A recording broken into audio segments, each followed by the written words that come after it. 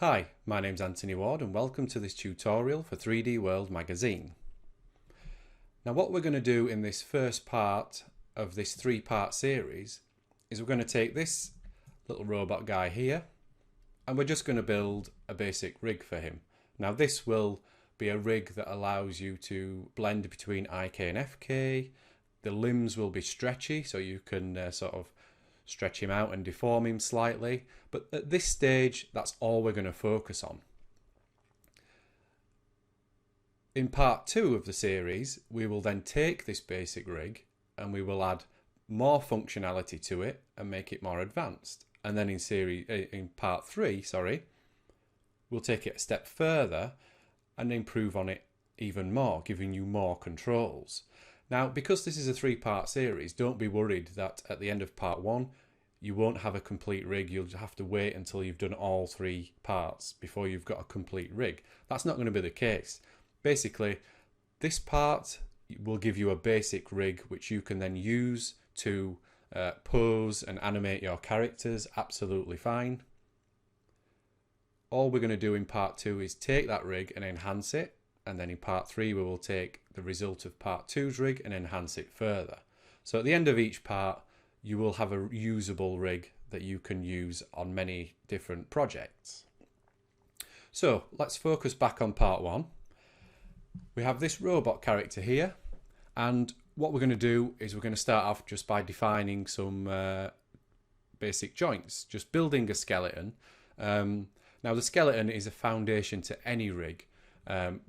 Whether the skeleton is driving the mesh directly or whether it's driving other controls which then drive the mesh, you need some joints in there just to get things started. So let's start off and we're just going to jump in and we're just going to create some joints. So let's go to skeleton, create joints, open the options. And what I'm going to do is let's reset the tool. I'm going to turn symmetry on across the x-axis, because what this is going to allow me to do is as I build the left arm, it's going to automatically build the right arm, and when I build the left leg, it's going to build the right leg. So if I jump into the front view, now all we're going to do is we are just going to create a basic, let's just close some of these down.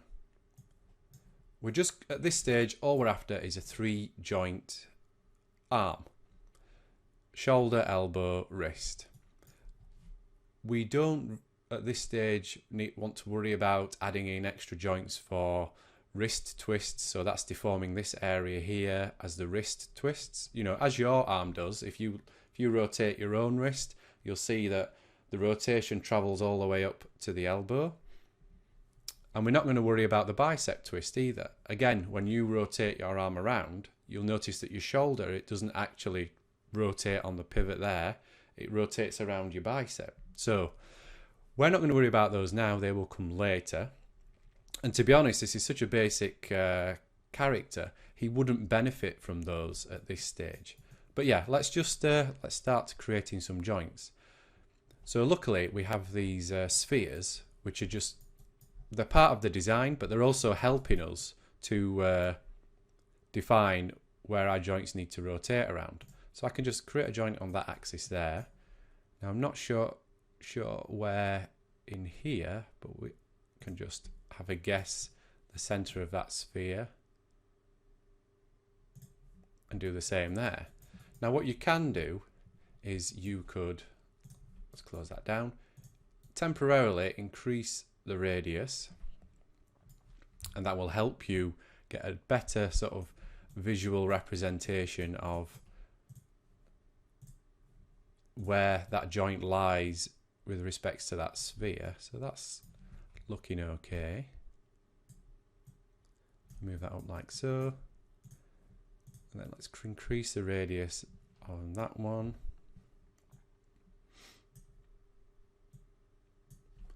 Like that. So looking from the front, that's looking fine. So let's just jump back here for now. As you can see, we've built the left arm and the right arm is being built for us. So let's just go up to the top view So looking on that sphere, that looks fine. So we need to move this one. So rather than me moving this, if I move this now, you'll see the wrist joint moves. But if I press it insert, that will allow me to move this joint independently of the wrist. And now I can just go down and tweak that like so. So there we just have 3 basic arm joints. Now I'm happy with the positions, so I can now get rid of the symmetry constraints there. And I'm just going to fix the radius.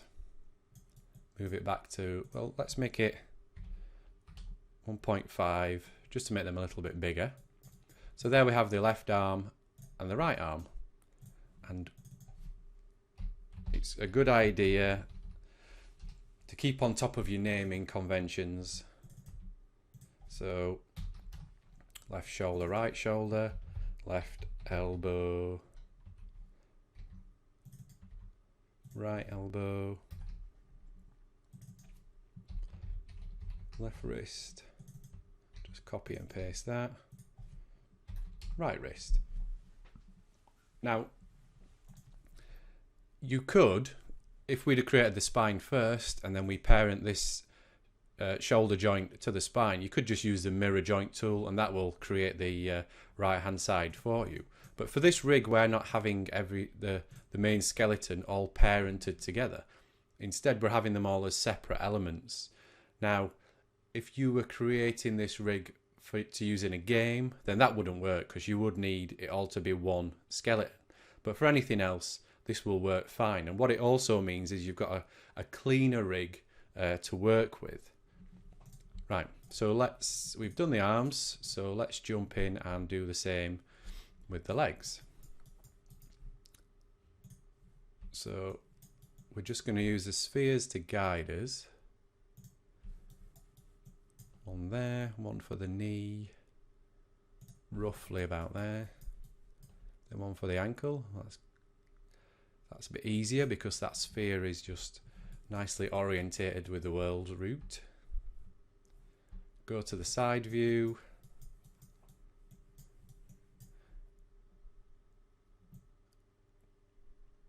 And again, let's just increase that radius just so we can see where that is. And I'm just going to hide.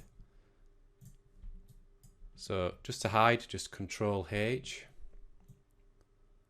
So I just want to move that so it's inside. That's about right. Let's move down to the ankle. The knee, sorry. And I think that looks okay. I'm just going to increase that radius just so I can see where that's sitting relative to that sphere. And again, move down to the ankle. And I'm happy with the way that where that center is because I can see there's a nice cross from the edges. Oop. So again, I'm happy with those positions, so I'm going to delete those symmetry constraints, set the radius back to 1.5, and then we're going to go back in and we are going to start renaming. So left thigh, left knee, and left ankle.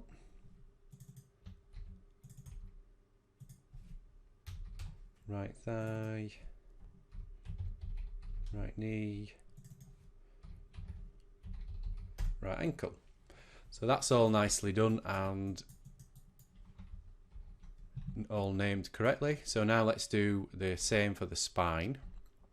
Let's go to the front this time. I'm going to just double click and I'm going to turn off symmetry because obviously we're just working on the spine, so we don't need that to have another set of symmetrical joints. So I'm going to create the lower spine here because we've got this sphere and that'll act as the hips, so we can sort of rotate around the hips.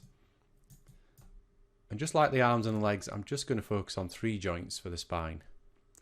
So one there, and then we will create one for the upper spine there. We want another joint for the neck, and that's going to allow us to basically rotate the neck. Because of the way the head is built, it's all just going to rotate around this neck pivot here, so we don't need any more joints in the head. Now you could create one in the middle here, and that will allow you to sort of bend the head and deform the head slightly, but we're not going to do that for now. Instead, we're just going to create another joint at the base of the antenna here, and then another one in the middle, and that is just going to allow us to bend the top. You know, if he's running or something, then you can add a bit of sort of secondary animation in there just to give it a bit of movement. So I'm just going to go to the side and just check that's up the middle. Yeah, that's looking okay.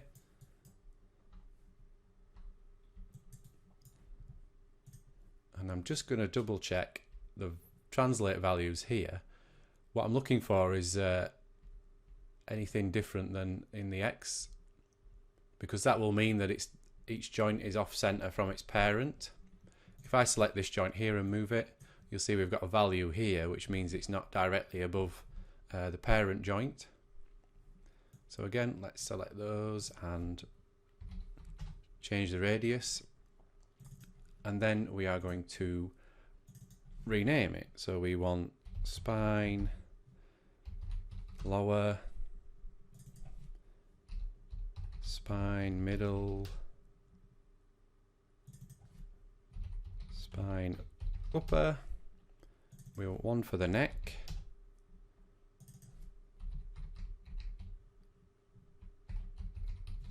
and the bottom of the antenna, and then we want another one for the middle. Now we could create another joint for the top, but it's not really going to benefit. I mean, unless you want to put another joint there and then you can pull it around and stretch it slightly. But for now, that's fine. Instead, what we are going to do is duplicate that lower spine joint, delete the hierarchy because we just want that one joint. And I'm just going to rename that to root. Now that means we've got two joints in the same place, but that's not a problem, because what we want is we want to be able to control the root joint, and that will rotate. It's rotating the upper spine now, but basically the root joint will rotate just the hips at the bottom, so you can give them a little bit of a hip wiggle, and then the spine lower will rotate the rest of the body. So we've got the joints set up. Now what we need to do is go in and fix the orientations. If I just make sure this is set to object, so as you can see here, the x-axis is not pointing down towards the elbow joint. We need the orientations to be correct so that the x-axis points down to the next joint. What this means is if you see when I rotate around the x-axis there, the elbow is moving all over because the axis is not correct. So we need to go in and fix these, so that we can, when we come to animate and we come to rig it, everything rotates the right way and everything moves as you would expect it to. So I'm going to select all the joints, go to display, transform display, local rotation axes, and that's just going to show me what they currently are. And as we can see here, we've got different ones on the spine. The right arm is different, and we've got the knees are different to the thigh and different to the ankle. So now we start the cleanup job. But it's quite easy to fix these. We are just going to go to skeleton, orient joint, and open that up. I'm just going to reset the values.